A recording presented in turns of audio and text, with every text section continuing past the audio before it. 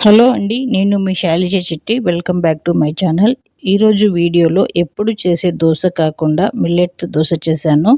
ఇందులో నేను అస్సలు రైస్ యూజ్ చేయకుండా రైస్‌కి బదులు కొర్రలు వాడాను. ఇది మన ఆరోగ్యానికి చాలా మేలు చేస్తుంది. మరి లేట్ చేయకుండా ప్రాసెస్ చూసేద్దాం.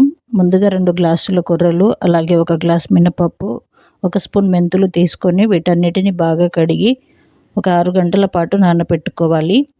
6 గంటల తర్వాత మరొకసారి కడిగి కొన్ని నీళ్లు పోసి మిక్సీ పట్టుకోవాలి. మిక్సీ పట్టుకున్న మిశ్రమాన్ని ఒక గిన్నెలో వేసి మొత్తం కలిసేలా బాగా కలిపి నైట్ అంతా బాగా పులియనివ్వాలి. నెక్స్ట్ డే మార్నింగ్‌కి పిండి బాగా పులిసిపోతుంది. పులిసిన పిండిలో రుచికి తగినంత ఉప్పు, అవసరమైతే కొంచెం నీళ్లు పోసి దోస బ్యాటర్‌లా చేసుకోవాలి. చేసుకొని బాగా వేడిగా ఉన్న ప్యాన్ పైన కొంచెం ఆయిల్ వేసి ఆనియన్‌తో మొత్తం ఆయిల్‌ని స్ప్రెడ్ చేసుకోవాలి.